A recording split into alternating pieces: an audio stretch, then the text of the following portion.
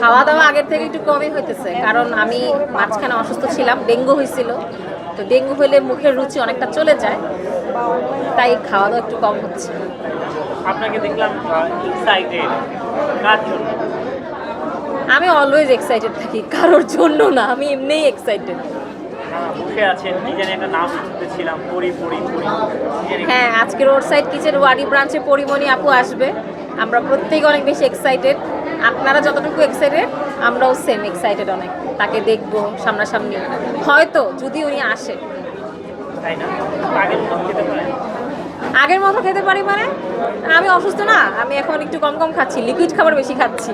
তাই না? হ্যাঁ, কোন খাবার কি সবচেয়ে পছন্দ? আমার ঝাল মিষ্টি টক মিক্স করা থাকে এমন সব খাবার অনেক ভালো লাগে। এমন হয়েছে কখনো যে আসলে ফুড ব্লগের জন্য গেছে খাবার সামনে কিন্তু করার আগে খেয়ে মানে ফুড ব্লগ করার জন্য গেছি, ফুড ব্লগ না করে খাবার খেয়ে ফেলছি, এরকম? গেছে হলে কি আপনাকে সাধারণ করার জন্য, কিন্তু তার আগে খেয়ে ফেলছে? না, এরকম আনপ্রফেশনাল কাজকর্ম আমি কখনো করি না। আমি সবসময় ব্লগটাকে বেশি প্রাধান্য দেই। সো এরকম হওয়ার কোনো সুযোগ নেই।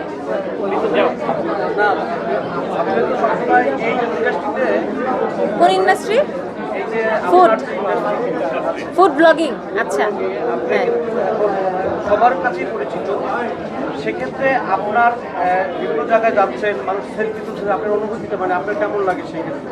ভাইয়া, যখন কেউ আমাকে চিনতে পেরে আমার সাথে সেলফি তুলতে আসে, অথবা সেলফি তুলতে ভুলে গিয়ে আমাকে বিভিন্ন রকম কথাবার্তা বলে অ্যাপ্রিসিয়েট করে, এই ফিলিংসটা যে কতটুকু ভালো, মজার, আনন্দের, কতটুকু যে শান্তির, এটা কখনো আমি এক্সপ্লেন করতে পারবো না। বিকজ আমার কাছে ফিল হয় ফুড ব্লগিং খুব সাধারণ এবং সামান্য একটা জিনিস।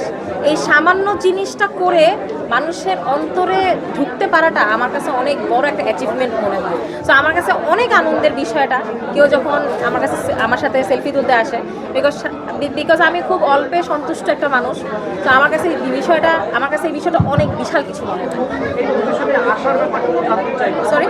এই প্রফেশনে আসার ব্যাপারটা জানতে চাই। প্রথমে তো মানুষ নানান ধরনের কথা বলেছে, এখন তো তারা একটু তাদের মানে এই জিনিসটাকে আপনি কীভাবে মনে হলো যে আপনি এই পেশাটাকে বেছে নেবেন? মানে পেশা বলতে ফুড ব্লগিং যে একটা পেশা হতে পারে একটা মানুষের, এটা আমার কোনো ধারণার মধ্যে ছিল না। আর এটা ফুড ব্লগিং করে যে মাসে আর্ন করা যেতে পারে এবং সেই আর্নিং দিয়ে যে অনেক কিছু করা যেতে পারে, সেটা আমার ধারণার বাইরে ছিল। আমি চাকরি করতাম এবং লেখাপড়া করতাম, লেখাপড়া এখনও করতেছি। তো ফুড ব্লগিংটাকে হচ্ছে আমি মানে সাইড হিসেবে নিছিলাম, যে আমি এটা শখের কারণে ভিডিও বানাবো, অনলাইনে দিব, এরকম একটা ব্যাপার স্যাপার ছিল। তো একটা সময় দেখলাম যে ফুড ব্লগিংয়ের করার কারণে আমার টাকা পয়সা আর্ন হচ্ছে। তো একটা সময় দেখলাম যে এই আর্নিংটা একেবারে ফিক্সড হয়ে গেছে।